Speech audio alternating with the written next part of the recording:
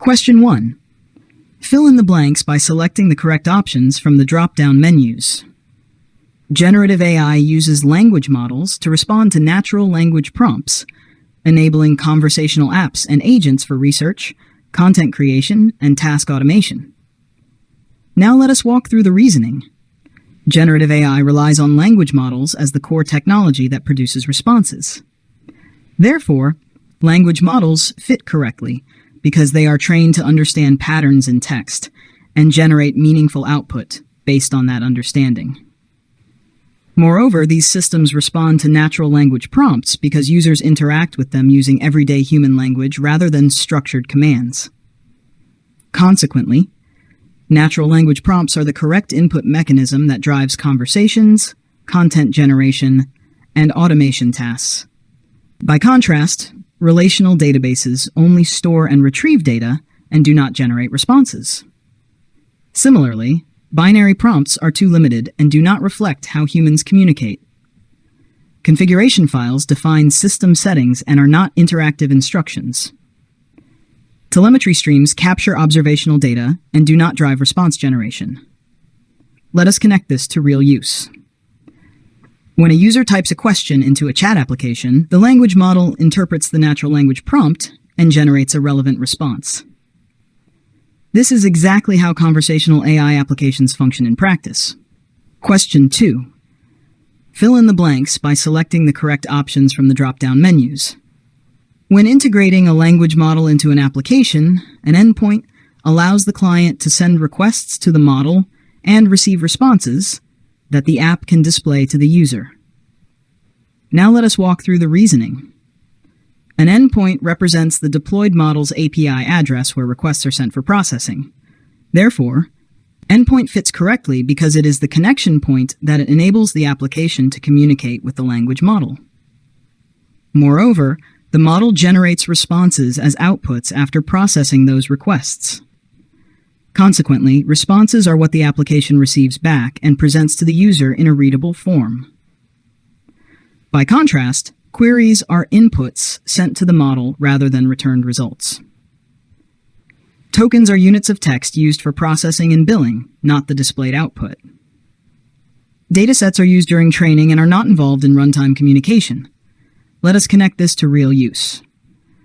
When a user submits a prompt in a chat application, the app sends that request to the endpoint, receives the response from the model, and then displays it on the screen. This is how language model integrations function in real applications. Question 3. Fill in the blanks by selecting the correct options from the drop-down menus. A connection securely stores a service's endpoint API key, credentials, with secrets kept in Azure Key Vault. A runtime pairs a compute instance with an environment, so a flow can execute reliably. Now let us walk through the reasoning. A connection is responsible for holding sensitive access details such as endpoints, API keys, or credentials. Therefore, endpoint/API key credentials fit correctly because they represent the authorized information needed to access a service. Moreover, those secrets must be stored securely. Consequently, Azure Key Vault is the correct choice because it is designed specifically to protect and manage sensitive values referenced by connections. Next, a runtime requires actual compute resources to run workloads. As a result, a compute instance is paired with the runtime to provide the necessary processing power. Finally, an environment defines the libraries and packages required during execution. Therefore, pairing the compute instance with an environment ensures the flow runs consistently and reliably. Let us connect this to real use. When deploying an automated workflow, credentials are stored securely in Key Vault, while the runtime uses a compute instance and environment together to execute the flow without failure. Question 4. For each item, drag it to its universally true definition or purpose. Each item may be used once, more than once, or not at all. Portal filter to limit models by supported fine-tuning objective. Task filter in model catalog. Document describing a model's capabilities, data, and limitations. Model card. Training hyperparameter, number of examples per optimizer step. Batch size. Multiplier applied to the pre-training learning rate for fine-tuning. learning rate multiplier, full pass through the training dataset, epoch, control for reproducibility of a training run, seed. Here explanation, task filter, and model catalog limits which base models appear based on whether they support the selected fine-tuning objective. Therefore, it helps you quickly narrow the catalog to only models that can be fine-tuned for the task you want.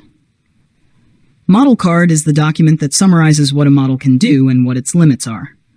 Moreover, it typically includes details like training data context, known limitations or biases, and supported languages.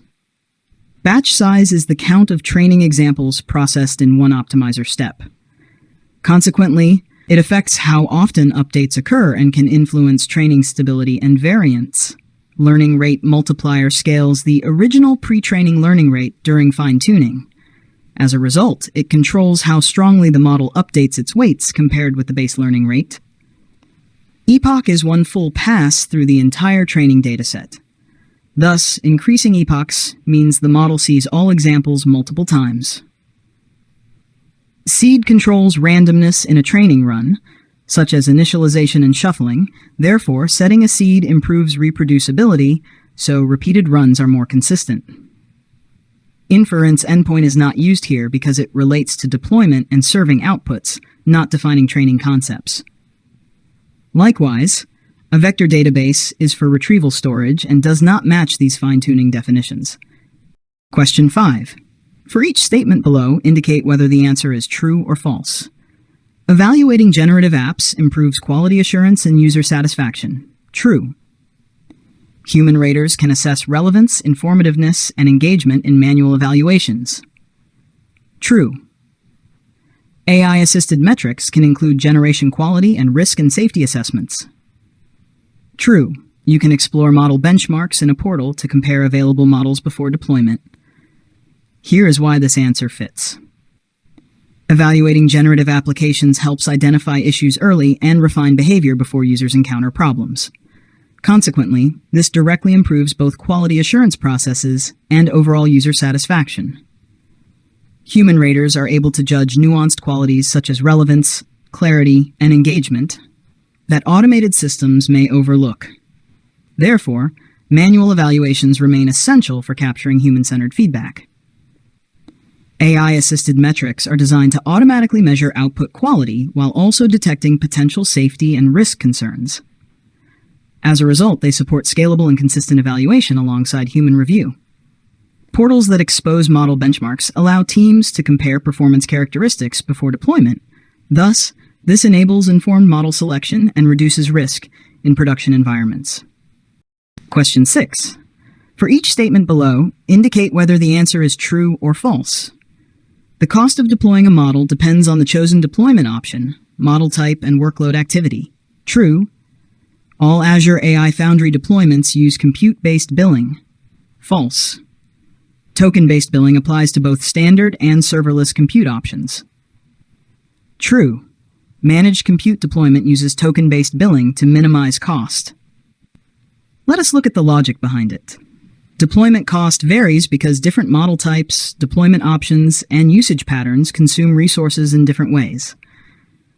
Therefore, workload activity and architectural choices directly influence overall cost. Not all deployments rely on compute-based billing. In fact, only managed compute follows that model, while other options bill differently. This makes the second statement incorrect. Both standard and serverless compute charge based on tokens processed. Consequently, token-based billing applies consistently across these two options. Managed compute does not use token-based billing. Instead, it relies on compute-based pricing tied to provisioned resources. As a result, the final statement is false. Question 7. After deploying a model, what is the most effective initial approach to improve response quality before considering retraining? Select one answer. A. Replace the deployed endpoint with a new model version after each query. B. Iteratively refine prompts and system instructions through prompt engineering.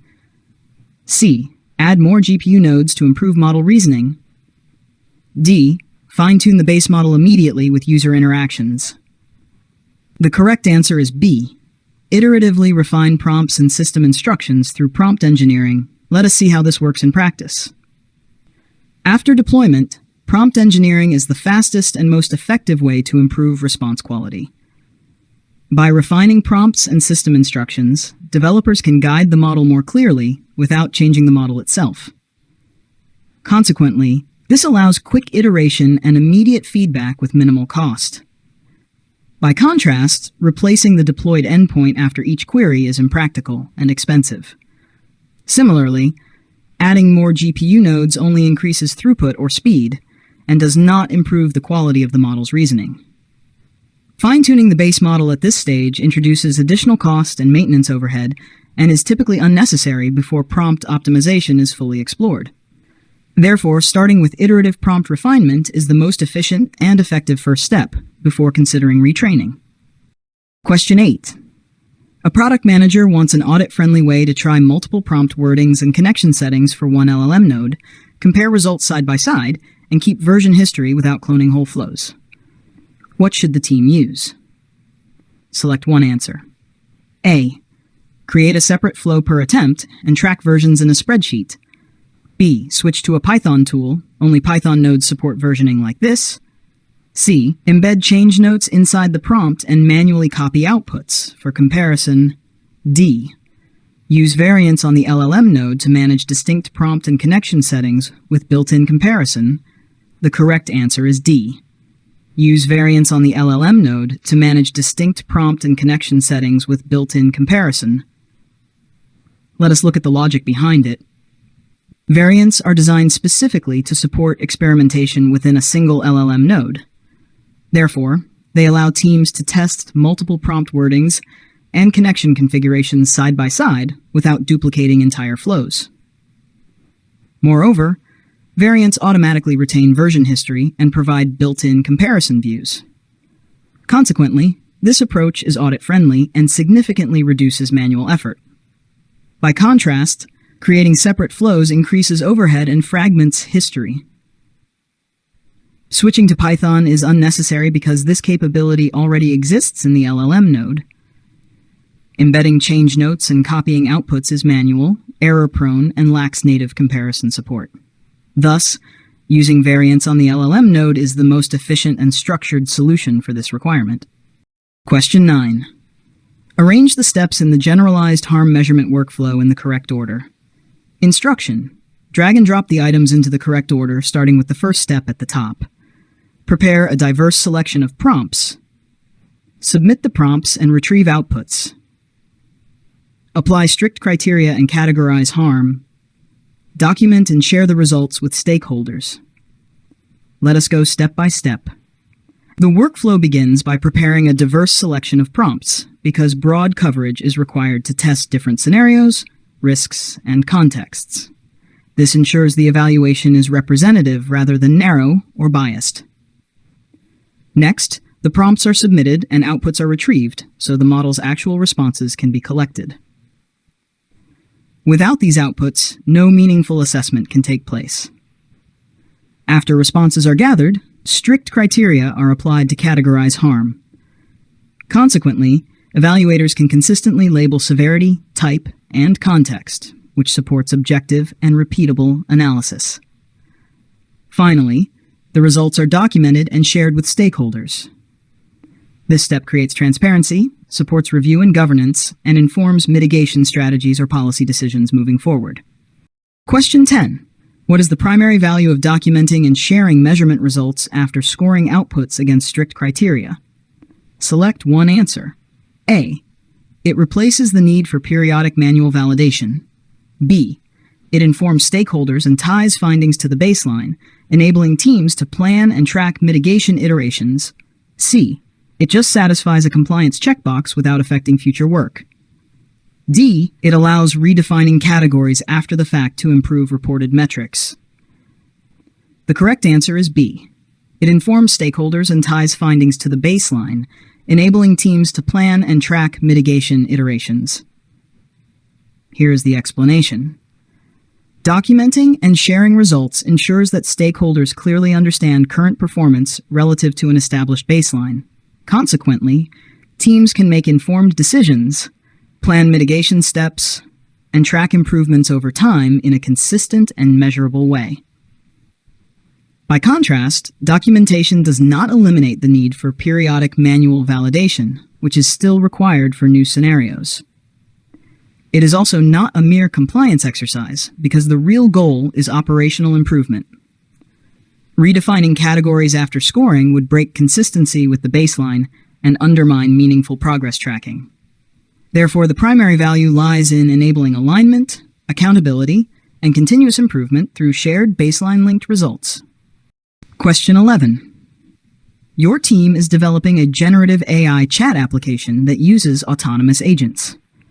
You need a web-based management interface that allows you to add connected resources and centrally manage model and agent deployments while keeping administrative overhead as low as possible. Which option best meets these requirements? Select one answer. A. Provision standalone Azure AI services only and script all orchestration manually. B. Use only the Azure Machine Learning portal without any Foundry resources. Use an Azure Foundry project that supports the Azure AI Foundry agent service and manage deployments in the Azure AI Foundry portal. D. Create a hub-based project, but avoid using the Foundry portal for deployments. The correct answer is C. Use an Azure Foundry project that supports the Azure AI Foundry agent service and manage deployments in the Azure AI Foundry portal. Let us understand why this is correct. An Azure Foundry project provides a centralized, web-based interface for managing connected resources, models, and autonomous agents. Therefore, it directly meets the requirement for centralized management with minimal administrative effort. Moreover, the Azure AI Foundry portal is designed specifically to support agent-based workflows and deployments. Consequently, teams can add resources, deploy models and agents, and manage them visually without extensive manual orchestration. By contrast, provisioning standalone services and scripting orchestration increases complexity and overhead. Using only the Azure Machine Learning portal omits Foundry's agent-focused capabilities. Creating a hub-based project while avoiding the Foundry portal removes the very management surface needed for low-overhead deployment control. Thus, using an Azure Foundry project with the Azure AI Foundry agent service is the most effective and efficient solution for this scenario. Question 12. You're seeing inconsistent responses from your LLM app. Without changing models, which two prompt improvements most directly increase the likelihood of getting the desired output? Select two answers.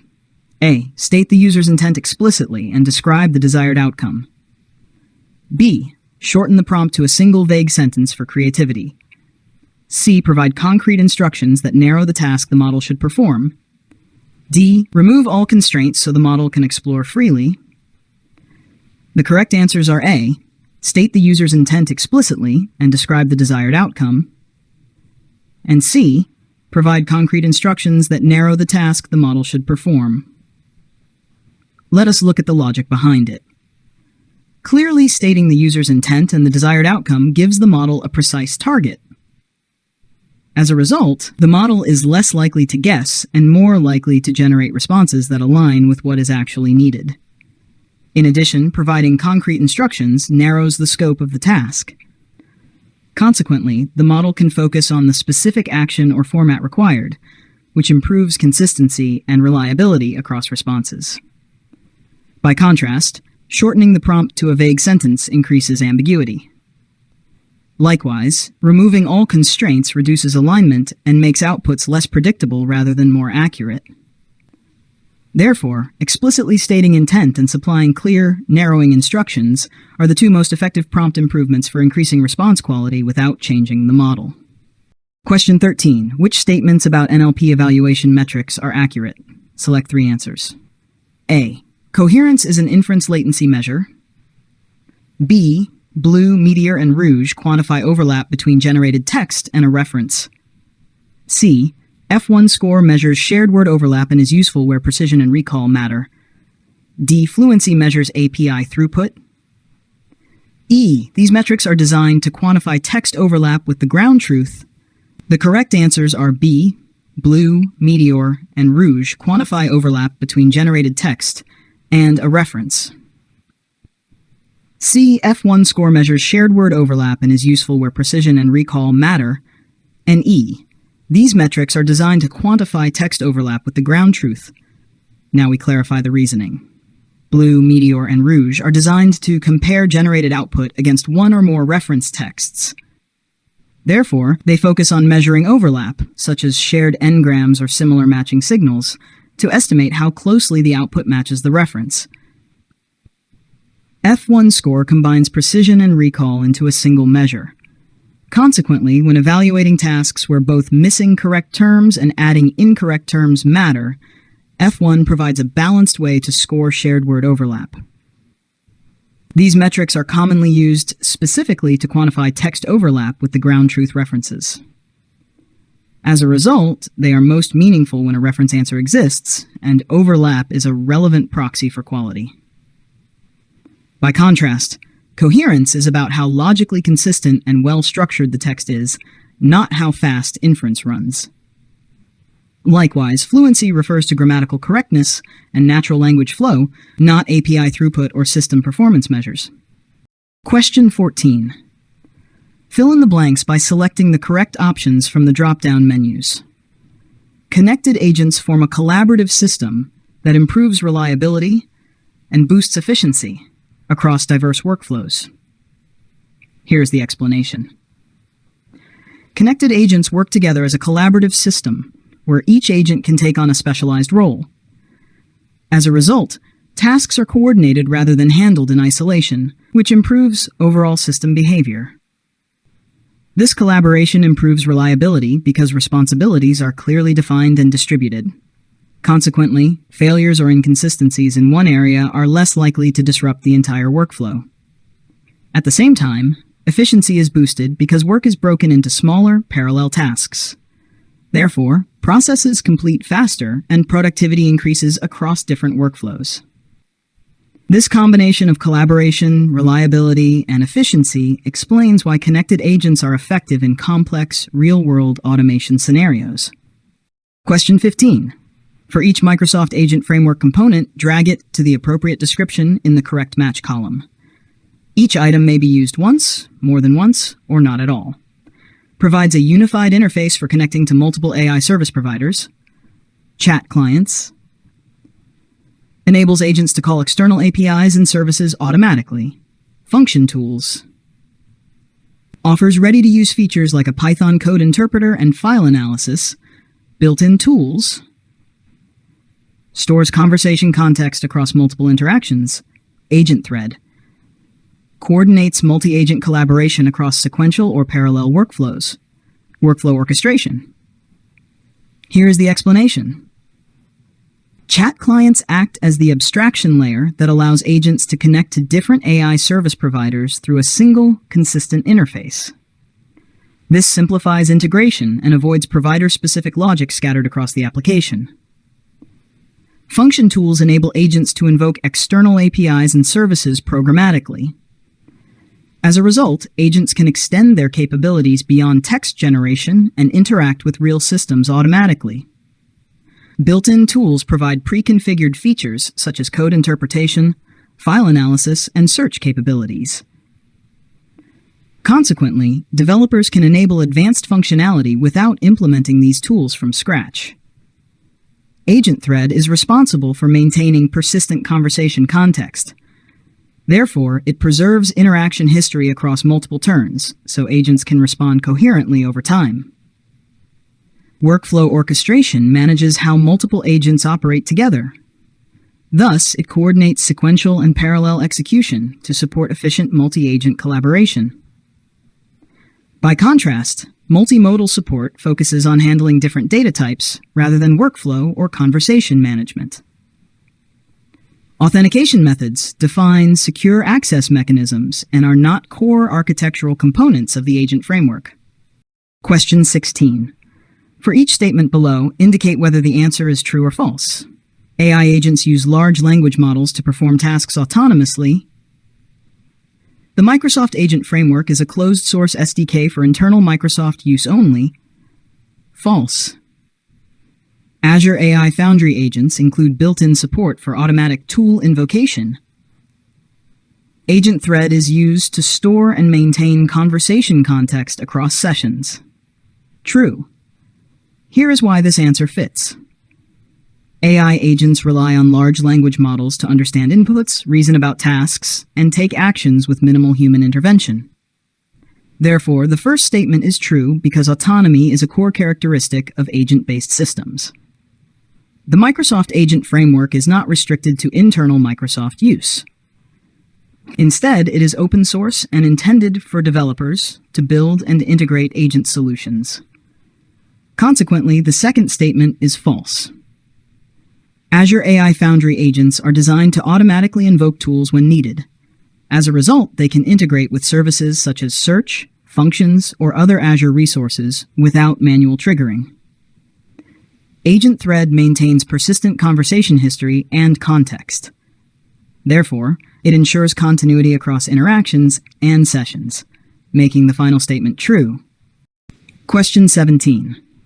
Fill in the blanks by selecting the correct options from the drop-down menus. The Sequential Builder class creates a pipeline workflow that runs agents one after another, passing each agent's output as the next agent's input. Here is the explanation. The Sequential Builder is designed for sequential orchestration. Therefore, it creates a pipeline workflow where agents are connected in a fixed, structured order. Each agent runs one after another, meaning the output of one agent becomes the input for the next agent in the sequence. Consequently, this enables dependent stages where later agents build directly on earlier results. This approach differs from parallel or dynamic workflows, which execute agents concurrently, or route execution conditionally. In contrast, the Sequential Builder enforces a clear, ordered pipeline that ensures predictable and traceable execution. Question 18. For each statement below, indicate whether it is true or false. In handoff orchestration, agents work one at a time, passing control dynamically. True. Handoff orchestration is best used when the next agent cannot be predetermined and must be chosen based on the current agent's output. True. A switch case structure can be used to route tasks to the next agent. True. Each agent can decide to whom it should transfer control based on output classification. True. Let us look at the logic behind it. In handoff orchestration, agents do not run in parallel. Instead, control is passed sequentially from one agent to another based on runtime decisions. This makes the first statement true. This pattern is especially useful when the next agent cannot be fixed ahead of time. Therefore, selecting the next agent based on the current agent's output aligns directly with the purpose of handoff orchestration. Routing logic in these workflows is often implemented using switch case style structures. As a result, tasks can be dynamically directed to the appropriate next agent. Finally, agents analyze or classify their output to determine where control should go next.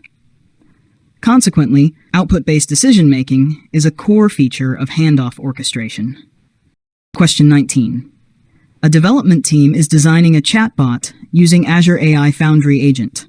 They want some conversations to start fresh and others to continue with prior context. Which approach best achieves this? Select one answer. A.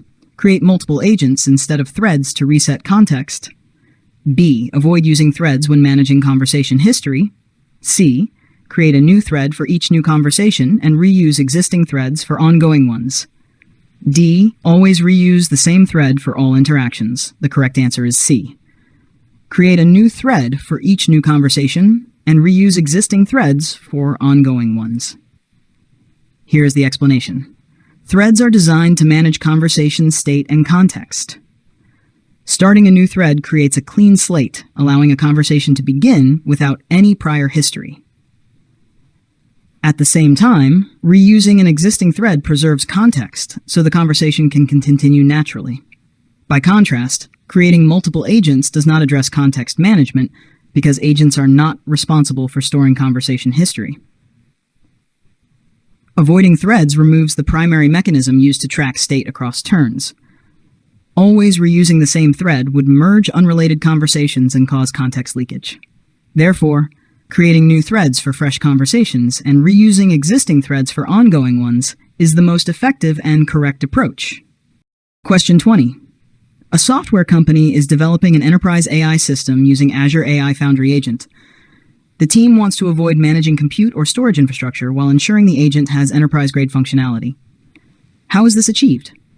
Select one answer. A. By using Azure AI Foundry Agent Service, which provides a fully managed runtime for building, deploying, and scaling agents. B. By manually provisioning Azure VMs to host the AI agent runtime. C. By integrating a custom container orchestration solution. D. By configuring local infrastructure to manage AI model resources. The correct answer is A. By using Azure AI Foundry Agent Service, which provides a fully managed runtime for building, deploying, and scaling agents. Let us connect this to how it works in real use. Azure AI Foundry Agent Service provides a fully managed runtime, meaning the platform handles the underlying compute, storage, orchestration, scaling, and operational maintenance. Therefore, the development team can focus on building and deploying the agent while still getting enterprise-grade capabilities, such as scalability and security. By contrast, manually provisioning VMs requires ongoing infrastructure management. Likewise, building a custom container orchestration solution adds operational complexity that the managed service is designed to eliminate. Configuring local infrastructure contradicts the goal of avoiding compute and storage administration.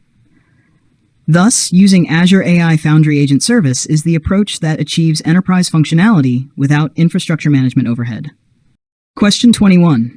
In Magentic orchestration, what is the primary role of the Magentic manager? Select one answer. A. Maintain a static workflow definition. B. Coordinate specialized agents and adapt workflow dynamically. C. Handle low-level I/O between chat clients. D. Record human-provided inputs. The correct answer is B. Coordinate specialized agents and adapt workflow dynamically. Now let us look at the logic behind it. The Magentic manager is responsible for overseeing how multiple specialized agents work together. Therefore, it coordinates agent collaboration, monitors progress, and dynamically adjusts the workflow based on intermediate results and runtime conditions. Because Magentic orchestration is adaptive by design, workflows are not fixed in advance. Consequently, maintaining a static workflow definition does not align with the manager's role. Handling low-level input and output between chat clients is outside the scope of orchestration logic. Likewise, the manager does not record only human-provided inputs, as it maintains broader context, state, and task progression. Thus, coordinating agents and dynamically adapting the workflow is the core responsibility of the Magentic manager.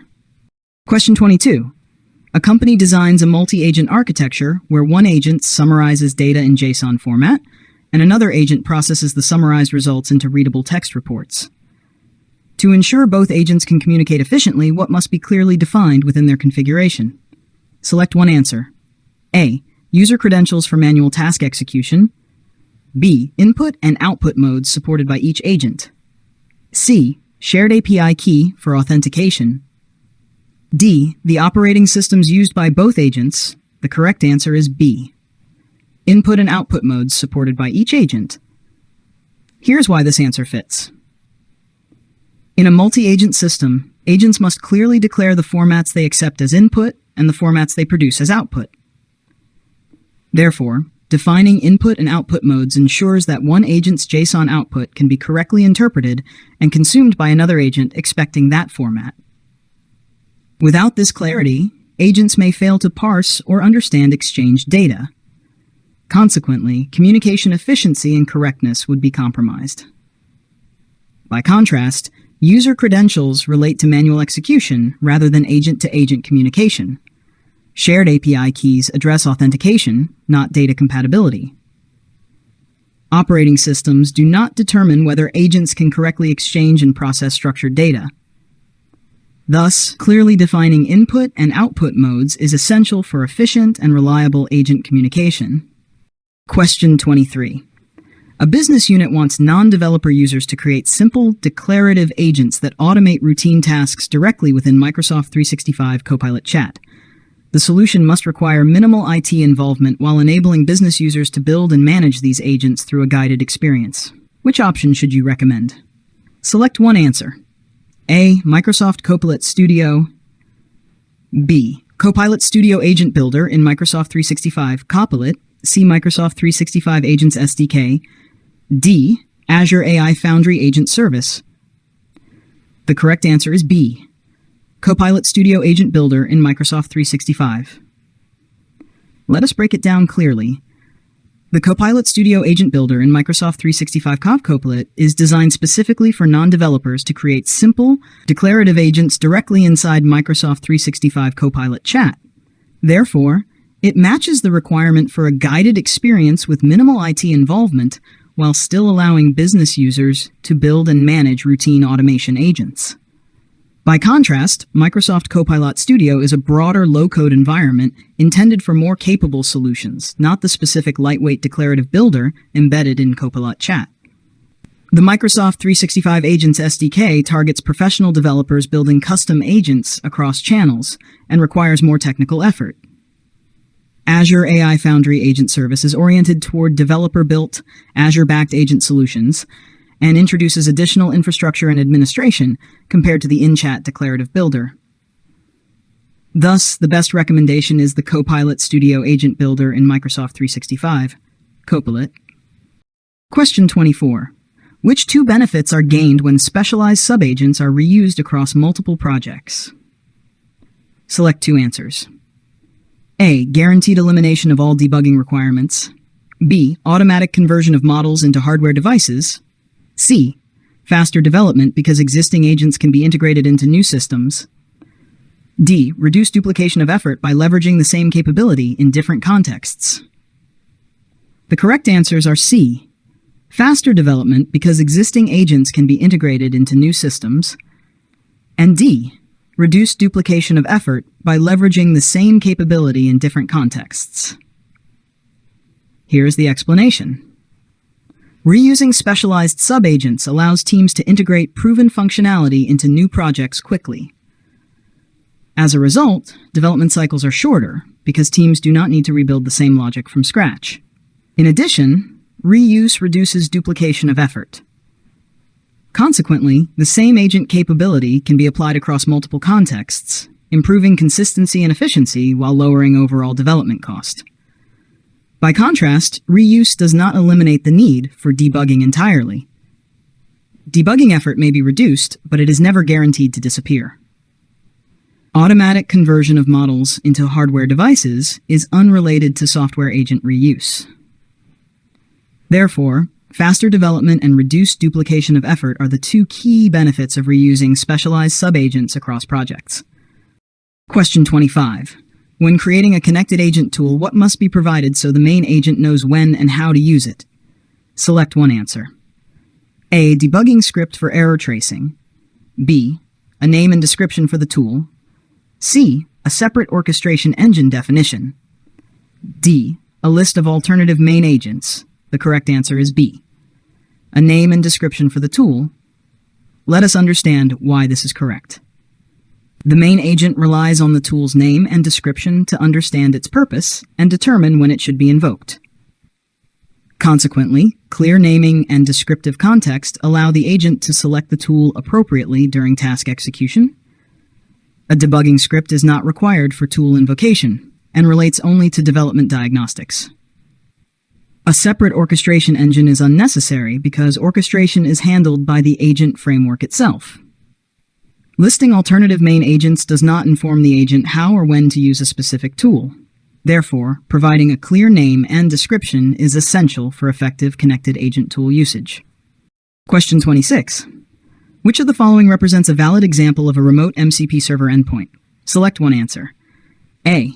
https://api.githubcopilot.com/mcp/ B. mcp://localhost:8080 C. Azure://mcp-server-tool D. file://mcp/tools/config.json. The correct answer is A. https://api.githubcopilot.com/mcp/. Here's why this answer fits. Remote MCP servers are exposed over standard web protocols. Therefore, a valid remote MCP endpoint must use Hypertext Transfer Protocol or Hypertext Request Transfer Protocol secure and be reachable over the network. The address in option A clearly follows this format, making it a valid remote MCP server endpoint. By contrast, the MCP scheme with localhost refers to a local address and does not use a supported web protocol. The Azure scheme shown is not a recognized MCP endpoint format. File-based paths point to local configuration files and cannot function as remote MCP server endpoints. Thus, the Hypertext Transfer Protocol secure-based address is the correct example of a remote MCP server endpoint. Question 27. For each entity type, drag it to its correct description in the correct match column. Each item may be used once, more than once, or not at all. Used for flexible patterns learned from utterances, learned entity. Used for fixed lists of possible values and synonyms. List entity. Used for common built-in types like numbers or date times. Pre-built entity. Let us see how this works in practice. A learned entity allows the model to infer patterns from example utterances. Therefore, it is best suited for flexible variable inputs where values cannot be fully enumerated ahead of time. A list entity defines a closed set of known values and their synonyms. Consequently, it works well when the possible inputs are predictable, such as days of the week or predefined categories. A pre-built entity is designed to automatically recognize common data types, such as numbers, dates, times, and other standard formats. As a result, developers can rely on built-in recognition without creating custom definitions. Context entity is not a supported entity category in this model. Likewise, generic entity is not a valid entity type because only specific, defined entity categories are supported. This is how each entity type maps cleanly to its intended purpose. Question 28. Match each Azure AI language REST API component or field with its correct description. Each item may be used once, more than once, or not at all. Authentication header required to validate API requests OCP-APIM- subscription- key identifies the project under which the model is trained or used.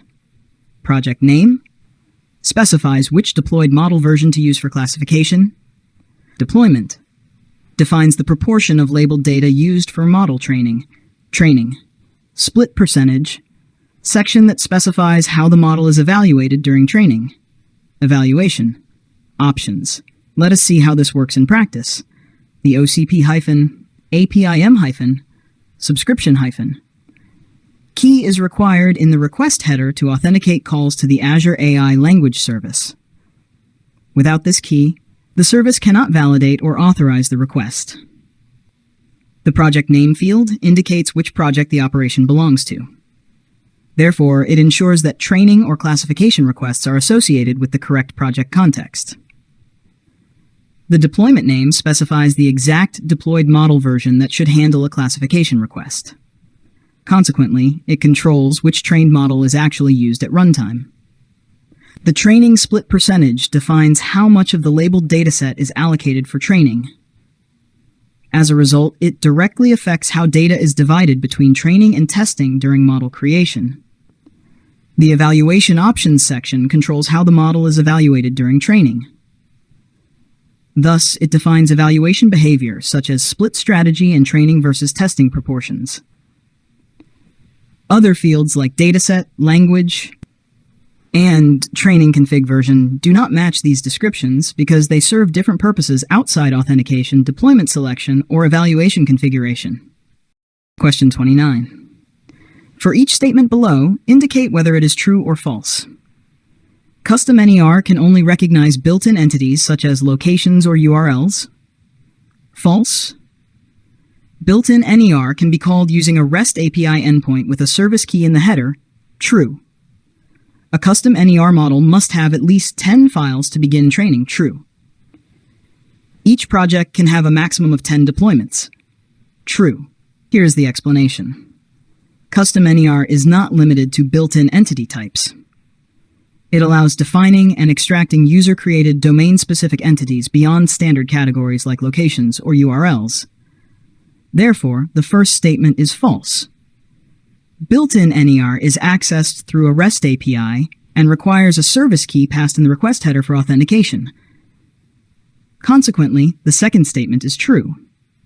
Training a custom NER model requires a minimum of 10 labeled files before training can start.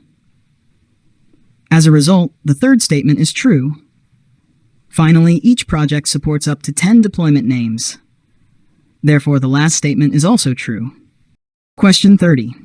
Fill in the blanks by selecting the correct options from the drop-down menus. In a Python client, import the speech SDK from azure.cognitiveservices.speech and create a speech config instance with a key and a region value such as east_us to connect to the speech service. Let us understand why this is correct. The azure.cognitiveservices.speech module is the correct Python import path for the Azure Speech SDK. Therefore, it provides the required classes and methods to interact with the speech service from a Python application. The speech config object is used to hold configuration details such as the subscription key and the service region. Consequently, creating a speech config instance allows the client to authenticate and route requests to the correct regional speech endpoint. By using the proper SDK module and initializing speech config with valid credentials and region information, the application can successfully connect to and use the Azure Speech Service. Question 31. For each statement below, indicate whether it is true or false. Testing can be done interactively or with a dataset that includes known labels. True. Deployment is optional if client applications need to call the model. False. Reviewing real predictions helps guide updates to utterances for future training. True. The model lifecycle involves repeated cycles of training, testing, deployment, and review, continuing even after the model is released. Here is the explanation. Testing can be performed interactively or by using labeled datasets to validate how the model behaves. Therefore, the first statement is true because both approaches are supported for verification. Client applications require a deployed endpoint to call the model. Consequently, deployment is not optional when the model must be accessed by applications, making the second statement false. Reviewing real predictions provides insight into how the model performs in real usage. As a result, these observations help refine utterances and improve future training, so the third statement is true. Model development does not end at release. Instead, it follows an ongoing lifecycle of training, testing, deployment, and review to continuously improve performance. Therefore, the final statement is true. Question 32. Arrange the following steps to create and use a custom translation model in the correct order. Instruction. Drag and drop the items into the correct order, starting with the first step at the top. Create a workspace link to an Azure AI translator resource. Create a project. Upload training data and train the model. Test and publish the model. Call the API using the category parameter with your category Y&D. Let us go step by step. The process begins by creating a workspace linked to an Azure AI translator resource, because this workspace provides the environment where custom translation models are managed. Next, a project is created within that workspace to define the scope and purpose of the custom translation effort. After the project is set up, training data is uploaded and the model is trained so the system can learn domain-specific terminology and translation patterns. Once training is complete, the model is tested and published to ensure it meets quality expectations and is ready for production use. Finally, the translator API is called using the category parameter together with the category Y&D so that translation requests use the published custom model rather than the default system model. Question 33. A developer is designing a multilingual virtual assistant that must accept spoken input, interpret what the user says to determine their intent, and then respond verbally in a different language. The implementation must combine Azure AI speech capabilities to support both understanding the spoken request and producing spoken output in the target language. Which capabilities should be used? A. Speech to text. B. Intent recognition. C. Keyword recognition. D. Speech translation. E. Text to speech. The correct answers are B, intent recognition, and D, speech translation. Let us break it down clearly. Intent recognition is required to understand what the user means when they speak. It analyzes the spoken input to determine the user's goal or intent, which is essential for responding appropriately in a conversational assistant. Speech translation is needed to convert the spoken input from the source language into another language. Consequently, it enables multilingual interaction by handling cross-language understanding and response generation. By contrast, speech-to-text only converts audio into text without interpreting intent. Keyword recognition detects predefined phrases but cannot understand full conversational meaning. Text-to-speech produces spoken output but does not handle intent detection or language translation on its own. Therefore, combining intent recognition with speech translation best meets the requirements of this multilingual speech-enabled virtual assistant. Question 34. For each statement below, indicate whether the answer is true or false. The Azure AI Speech Service can return speech in multiple audio file formats. True. Sample rate and bit depth are adjustable when defining audio format. True. Voice names in Azure Speech always start with a numeric identifier. False. The speech config object must be created before setting audio output format. True. Here is the explanation. The Azure AI Speech Service supports multiple audio output formats. Therefore, users can choose formats that match file type, quality, or playback requirements. Audio format settings allow control over sample rate and bit depth. Consequently, developers can tailor audio output to suit different devices and quality needs. Voice names in Azure Speech are based on locale identifiers such as EN-US or EN-GB, not numeric identifiers. As a result, that statement is false. A speech config instance must exist before configuring properties like audio output format or voice selection. Therefore, the final statement is true. Question 35. A developer wants to translate live spoken input from French to English using Azure AI Speech. They plan to use the microphone as the input source and only translate one sentence at a time. Which combination of objects and methods should they use? Select two answers. A. Speech translation config with recognize once async. B. Text-to-speech config with convert to speech. C. Batch translation processor with stream translation. D. Audio config using the system microphone. The correct answers are A. Speech translation config with recognize once async, and D. Audio config using the system microphone. Let us walk through the reasoning. Speech translation config is used to define the speech translation settings, including the source and target languages.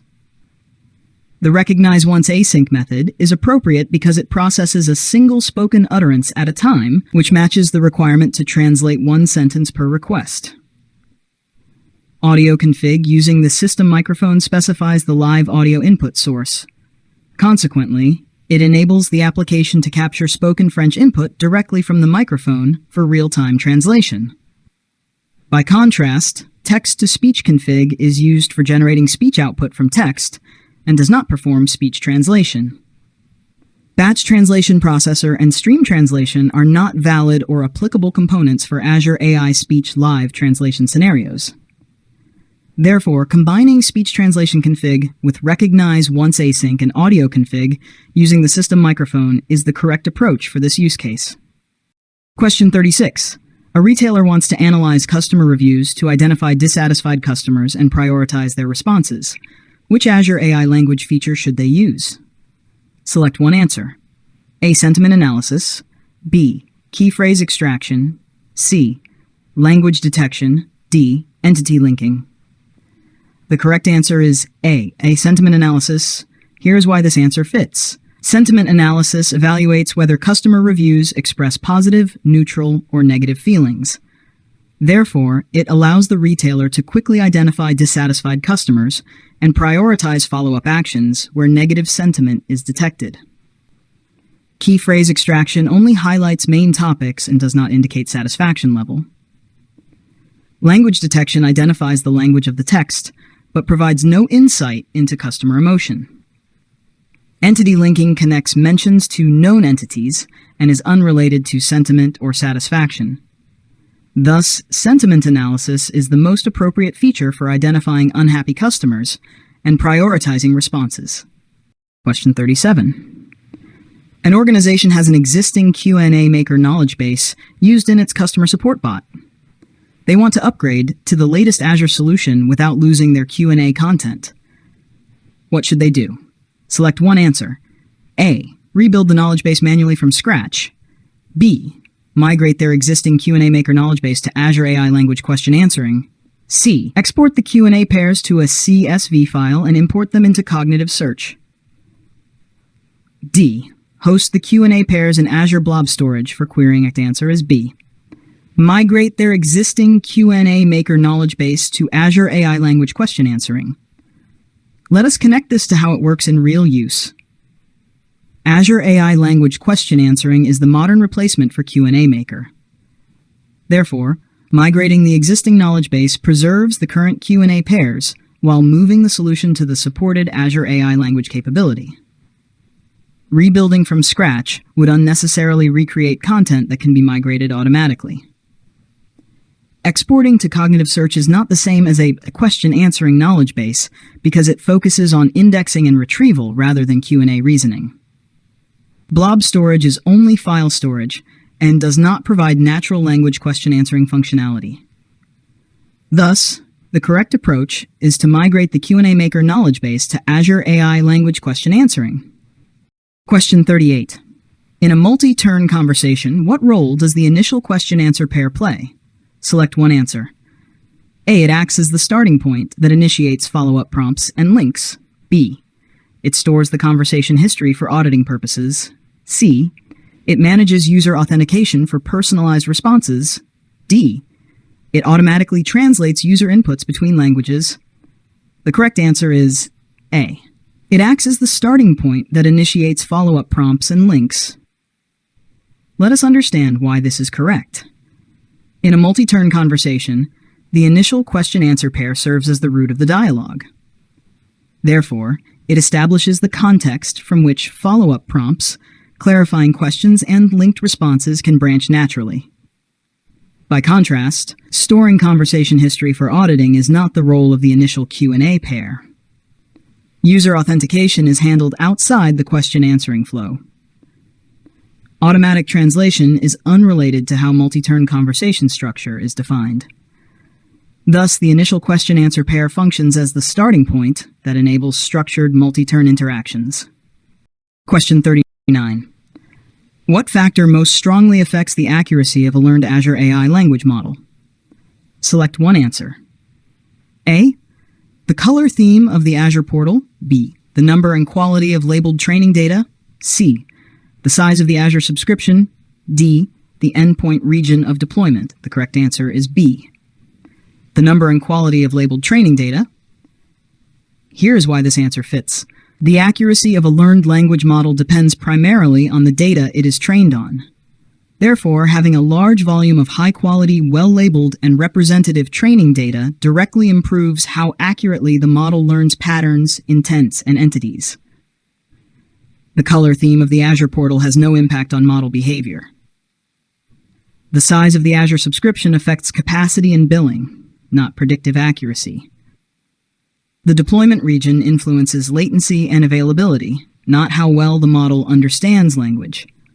Thus, the number and quality of labeled training data is the strongest factor affecting model accuracy. Question 40. What percentage of data is recommended for the training dataset in a text classification project? Select one answer. A. 90%, B. 50%, C. 80%, D. 20%. The correct answer is C. 80%. Here is the explanation. In a typical text classification workflow, approximately 80% of the labeled data is allocated to training. This provides sufficient coverage for the model to learn patterns while reserving the remaining data for testing and evaluation. Allocating only 50% limits learning effectiveness. Using 20% is intended for testing rather than training. Using 90% leaves too little data for reliable evaluation. Therefore, 80% is the recommended proportion for the training data set. Question 41. Which response property name indicates that the returned data contains the output of a key phrase extraction operation? Select one answer. A. Named entity recognition results. B. Sentiment analysis results. C. Language detection results. D. Key phrase extraction results. The correct answer is D. Key phrase extraction results. Let us clarify the reasoning.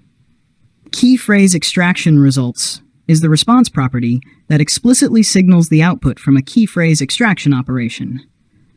Therefore, when this property appears in the response, it indicates that the service has identified and returned important phrases from the input text. Named entity recognition results applies to entity detection, such as people or locations. Sentiment analysis results relates to emotional tone rather than phrases. Language detection results is used only to identify the language of the text. As a result, key phrase extraction results is the correct property name for key phrase extraction output. Question 42. Which two sentence-level properties identify where a sentence appears in the analyzed text and how long it is? Select two answers. A. Offset. B. Length. C. Confidence scores. D. Model version. The correct answers are A. Offset and B. Length. Let us see how this works in practice. The offset property indicates the exact starting position of a sentence within the full analyzed text. Consequently, it tells you where the sentence appears in relation to the entire document. The length property specifies how many characters the sentence contains. Therefore, it explains how long the sentence is once its position is known. By contrast, confidence scores relate to sentiment probabilities rather than sentence structure. Model version only identifies which model performed the analysis and does not describe sentence placement or size. Thus, offset and length together define both the position and the size of a sentence within analyzed text. Question 43. When using automatic split training in Azure AI language, what must you do with your labeled files before training? Select one answer. A. Assign all files to the training dataset. B. Divide files evenly between training and testing datasets. C. Place all files in the testing dataset. D. Remove all dataset labels. The correct answer is A. Assign all files to the training dataset. Let us break it down clearly. With automatic split training, Azure AI language handles the separation of training and testing data for you. Therefore, all labeled files must first be assigned to the training dataset so the service can automatically apply the configured percentage split during training. Dividing files manually between training and testing is only required when using a manual split. Placing all files in the testing dataset would leave no data for training. Removing dataset labels would prevent the model from learning altogether. As a result, assigning all files to the training dataset is the required step before automatic split training. Question 44. Fill in the blanks by selecting the correct options from the drop-down menus. Azure AI Vision supports multiple computer vision scenarios, including optical character recognition and face detection and analysis. While its image analysis feature focuses specifically on extracting insights from images. Here is the explanation. Optical character recognition enables Azure AI Vision to detect and extract readable text from images such as documents, signs, or screenshots. At the same time, face detection and analysis allows the service to identify human faces and analyze attributes like presence or facial characteristics. Meanwhile, image analysis is designed to interpret the overall content of an image. It generates descriptions, detects objects and people, and produces tags that summarize what appears in the image. Therefore, these capabilities together explain how Azure AI Vision supports diverse computer vision scenarios, while image analysis focuses on extracting meaningful insights from images. Question 45. A developer integrates facial recognition into an app that stores visitor photos for authentication. To align with responsible AI principles, what must the developer do before collecting any user images? Select one answer. A. Obtain informed consent from users before collecting their facial data.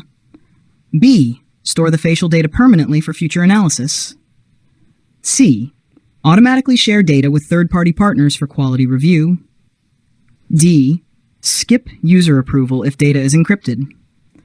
The correct answer is A. Obtain informed consent from users before collecting their facial data. Let us look at the logic behind it. Responsible AI principles emphasize transparency, fairness, and respect for user privacy. Therefore, before collecting or processing sensitive biometric data, such as facial images, users must clearly understand what data is being collected and explicitly agree to it. Storing facial data permanently goes beyond responsible data retention practices. Automatically sharing data with third parties violates privacy expectations. Encrypting data improves security, but does not replace the requirement for user consent. As a result, obtaining informed consent before collecting facial data is the required and responsible action. Question 46. For each statement below, indicate whether the answer is true or false. A project must be linked to a training resource before training starts. True. Testing a trained model can be done in the portal. True. Publishing sends the trained model to a prediction resource for inference. True. Multi-label classification forces the model to choose exactly one label. False. Here is the explanation. A project must be connected to a training resource because training cannot run without allocated compute and services. Therefore, this statement is true. Testing can be performed directly in the Azure portal, allowing interactive validation of model behavior before deployment. Consequently, this statement is also true. When a model is published, it is sent to a prediction resource so applications can call it for inference. For that reason, this statement is true as well. However, multi-label classification allows multiple labels to be assigned to a single input. In contrast, forcing exactly one label describes multi-class classification, not multi-label. Thus, the final statement is false. This confirms the correct true and false selections for all statements. Question 47. For each description, drag the correct concept or name into the correct match column. Each item may be used once, more than once, or not at all. Property that holds the array of exchanged messages. Role used to define the assistant's behavior and instructions. System. Role representing end-user input. User. Content item that carries natural language instructions in a multi-part message. Content item that references an image by URL or data URL. Image underscore URL. Network address where prompts are submitted to the deployed model. Endpoint. Let us break it down clearly. The messages property is used to hold the ordered list of all message objects exchanged between the client and the model. This is how conversation history is preserved and sent with each request. The system role defines the assistant's behavior and high-level instructions. It sets rules and guidance that shape how the assistant responds throughout the conversation. The user role represents the human's input. Any prompt or question coming from the end user is sent using this role. The text content item carries the natural language portion of a multi-part message. It is used when sending written instructions or prompts to the model. The image underscore URL content item is used when referencing an image. This can be a standard web address or a base 64 data URL. Finally, the endpoint is the network address of the deployed model. Clients send prompts to this address and receive responses from it. This completes the correct matching for all descriptions. Question 48. For each statement below, indicate whether the answer is true or false. The Images Playground allows users to test image generation prompts directly in Azure AI Foundry. True. The default image resolution for DALL-E models in the Playground is 1024 by 1024. True. Users can configure image style to vivid or natural. True. Image quality settings include compressed or uncompressed modes. False. Now let us look at the logic behind it. The Images Playground in Azure AI Foundry is designed specifically to let users experiment with image generation prompts and immediately see visual results. Therefore, the first statement is true. Next, DALL-E models default to a resolution of 1024 by 1024 pixels in the playground. This is the standard starting resolution, which confirms the second statement as true. In addition, users can choose between vivid and natural styles to influence how artistic or realistic the generated image appears. As a result, the third statement is also true. However, image quality settings are not based on compressed versus uncompressed modes. Instead, Azure AI image generation uses options such as standard and HD. Because of this mismatch, the final statement is false. This confirms the correct true and false classification for all four statements. Question 49. You're preparing a production deployment of an application that calls Azure AI Vision. The team wants to avoid embedding keys in code and prefers Azure native credential flows. Which approach best aligns with secure production practices for authenticating to the Vision endpoint? Select one answer.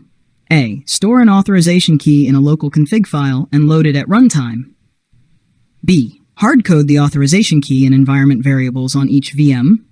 C. Generate a personal access token from the Azure portal and reuse it indefinitely. D. Use Microsoft Entra ID with a managed identity for the application. The correct answer is D. Use Microsoft Entra ID with a managed identity for the application. Let us connect this to how it works in real use. Managed Identity with Microsoft Entra ID uses Azure native authentication to obtain access tokens automatically. Therefore, the application can authenticate to Azure AI Vision without storing secrets such as keys in code, configuration files, or environment variables. Storing keys in local config files increases the risk of leakage and requires manual rotation. Hard-coding keys in environment variables still relies on long-lived secrets and expands exposure across hosts. Personal access tokens are not intended for this scenario, and reusing them indefinitely creates major security risks. Thus, using Microsoft Entra ID with a managed identity is the most secure production-aligned option for authenticating to the Vision endpoint. Question 50. What happens when you request additional facial attributes such as blur or exposure during face detection? Select one answer. A. The response includes more detailed information but may slightly increase processing time and cost. B. The service rejects the request because too many attributes are specified. C. Only one attribute can be analyzed per call. D. Adding attributes improves accuracy but does not change response size. The correct answer is A. The response includes more detailed information, but may slightly increase processing time and cost. Let us look at the logic behind it. When additional facial attributes are requested, the service performs extra analysis steps for each attribute.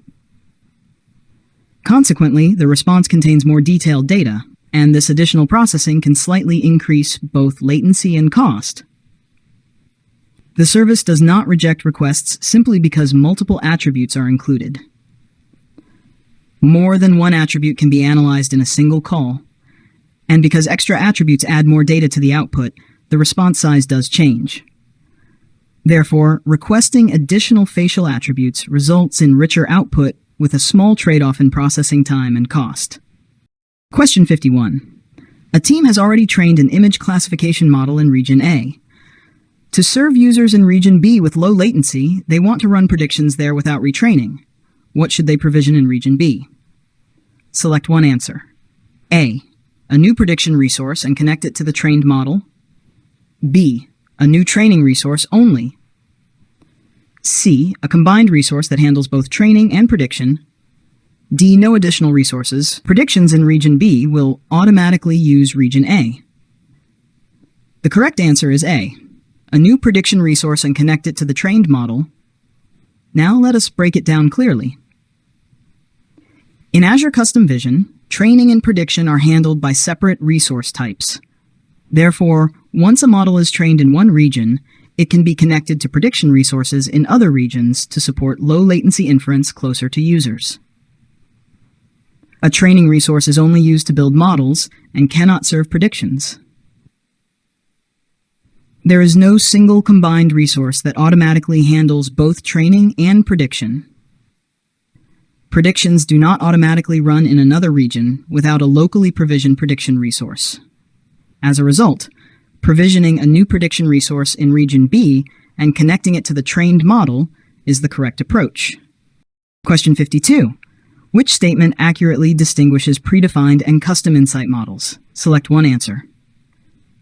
A. Predefined models require limited access, while all custom models are open by default. B. Predefined models include celebrity, OCR, and transcription. Custom models let you extend people, language, and brands. C. Custom models are only for audio. Predefined models are only for video frames. D. Custom models replace predefined models and must be used instead of them. The correct answer is B. Predefined models include celebrity, OCR, and transcription. Custom models let you extend people, language, and brands. Let us clarify the reasoning. Predefined insight models provide out-of-the-box capabilities such as celebrity recognition, optical character recognition, and speech transcription. These models work immediately without additional training. Custom insight models, on the other hand, allow you to extend existing categories like people, language, and brands. This makes it possible to tailor insights to domain-specific needs, rather than replacing predefined functionality. Limited access does not apply broadly to all models. Custom models are not restricted to audio only, and they are designed to complement predefined models, not replace them. Therefore, the statement that correctly distinguishes the two is that predefined models offer built-in insights, while custom models enable extensions across people, language, and brands. Question 53. A data team builds an analyzer, but later needs to refine its schema to improve extraction accuracy. What is the best way to do this? Select one answer. A. Create new named versions of the analyzer with updated schema configurations in Azure AI Foundry. B. Delete the entire AI hub and recreate all resources. C. Manually edit the analyzer output JSON files in storage. D. Export the analyzer to a VM and recompile it manually. The correct answer is A. Create new named versions of the analyzer with updated schema configurations in Azure AI Foundry. Now let us break it down clearly. First, answer fits because Azure AI Foundry supports analyzer versioning, which allows teams to refine schemas incrementally, improve extraction accuracy, and still keep earlier versions available if needed. Therefore, accuracy improves without breaking existing solutions. However, deleting the entire AI hub is unnecessary and inefficient because it removes all resources instead of refining the analyzer itself. Moreover, manually editing output JSON files only changes stored results, not the analyzer logic, so it does not improve future extractions. Finally, exporting the analyzer to a virtual machine and recompiling it is not supported, since analyzers are managed cloud services, not standalone executables. Consequently, creating new named versions of the analyzer with updated schema configurations in Azure AI Foundry remains the correct and best approach. Question 54. What best describes the iterative nature of the enrichment pipeline during indexing? Select one answer. A. The pipeline processes only the last field created. B. Skills run simultaneously without affecting the document structure. C. Each skill replaces all previous fields with new ones. D. Each skill adds fields to the document, building it step by step through multiple stages. The correct answer is D. Each skill adds fields to the document, building it step by step through multiple stages. Now let's break it down clearly. Let us walk through the reasoning. The enrichment pipeline in Azure indexing works incrementally, meaning that as each skill runs, it takes the existing document, adds new enriched fields, and then passes the updated document to the next skill. Therefore, the document grows progressively through multiple stages. However, the pipeline does not process only the last field created, because all previously generated fields are preserved and remain available. Likewise, skills do not run simultaneously without affecting structure, since each skill depends on the output produced earlier in the pipeline. Finally, no skill replaces all previous fields. because enrichment is additive rather than destructive. Consequently, the correct and most accurate description is that each skill adds fields to the document, building it step by step through multiple stages. Question 55. For each statement below, indicate whether the answer is true or false. You must have an Azure AI Services multi-services resource before calling the REST API. True. An Azure AI Foundry Hub automatically includes an Azure AI Services resource. True. Inside a Foundry project, the only way to get endpoint and key is to copy them from the portal manually. False. Using the Azure AI Foundry SDK with Microsoft Entra ID can return the project's endpoint and key programmatically. True. Now let us walk through the reasoning. First, the multi-services resource is required because REST API calls depend on a valid service endpoint and authentication. Therefore, this statement is true. Next, when you create an Azure AI Foundry Hub, it provisions the required Azure AI Services resource automatically. As a result, this statement is also true. However, saying that manual copy from the portal is the only way to obtain endpoint and key is incorrect, because programmatic retrieval is supported. Consequently, this statement is false. Finally, the Azure AI Foundry SDK, working together with Microsoft Entra ID, allows secure programmatic access to retrieve endpoint and key details. Therefore, this final statement is true. Question 56. Fill in the blanks by selecting the correct options from the drop-down menus. When processing the analysis results, applications typically parse the JSON response, iterate through the fields element, and extract type-specific values such as string data. Now let us walk through the reasoning. First, the response is in JSON because the REST API returns structured results in JSON format. Therefore, applications must parse JSON to work with the data. Next, within that JSON response, the fields element contains the outputs defined by the analyzer. Consequently, iterating through fields allows the application to access each extracted result. Finally, each field stores its data in type-specific values, such as strings or numbers. So extracting these values is how the application reads usable information. For example, pulling text strings for further processing or display. Now we clarify the reasoning. This step-by-step approach ensures applications reliably interpret analyzer results and convert them into meaningful data for real-world use. Question 57. Fill in the blanks by selecting the correct options from the drop-down menus. Before building a custom solution, it's recommended to first try a pre-built model to benefit from updated model versions and reduced cost, especially when your documents match a supported type such as invoices, receipts, business cards, or IDs. Now let us go step by step. A pre-built model is already trained for common document types. Therefore, you can get results quickly without creating a custom schema or labeling data. Moreover, because these models are maintained by the service, you benefit from updated model versions automatically as improvements are released. Consequently, using a pre-built model often leads to reduced cost, since you avoid custom training effort and reduce long-term maintenance overhead. Question 58. Which properties commonly appear in a JSON analyzer definition? Select three answers. A, resource group name. B, base analyzer ID. C, field schema. D, config, region name. E, the correct answers are B, base analyzer ID. C, field schema config. D, now let us break it down clearly. So now, base analyzer ID appears because a custom analyzer typically extends a pre-built or base analyzer. Therefore, this property defines the analyzer foundation. Moreover, field schema is included because it specifies the fields to be extracted along with their metadata. Consequently, this structure drives how data is interpreted. Additionally, config is commonly used to store analyzer level options such as return details. Therefore, it controls optional behavior without altering the schema itself. However, resource group name and region name describe Azure resource deployment information. Therefore, they do not belong inside the Analyzer JSON definition. Question 59. You are fine-tuning a custom entity recognition model.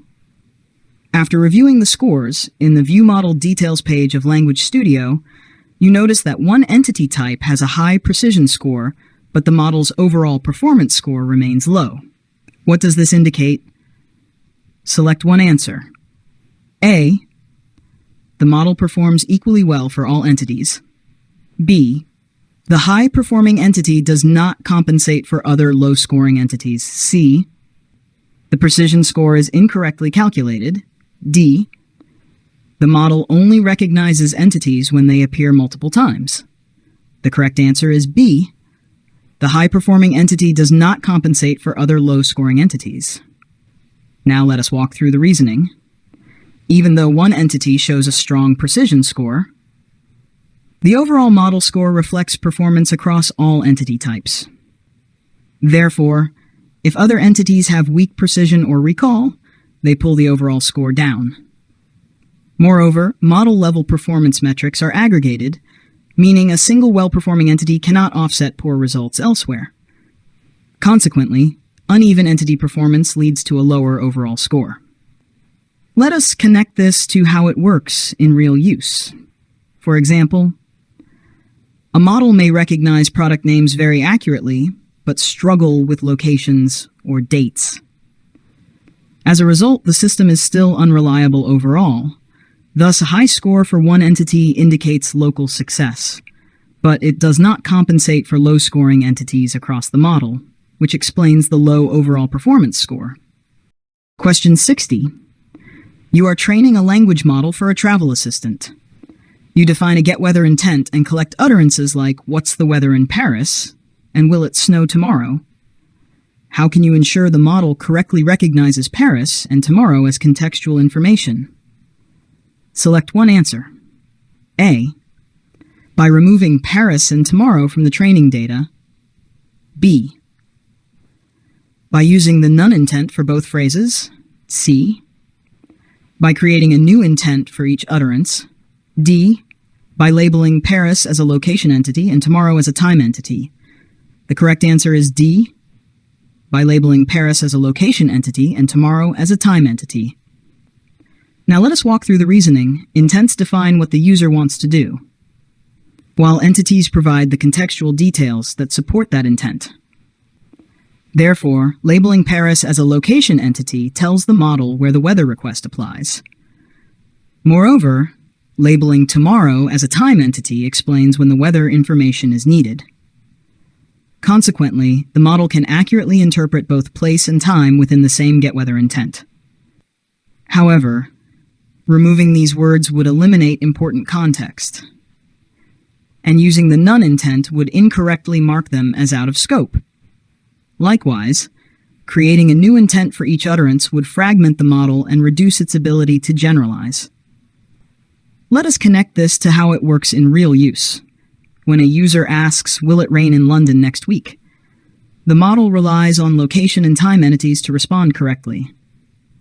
Thus, labeling Paris as a location entity and tomorrow as a time entity is the correct and effective way to ensure accurate contextual recognition.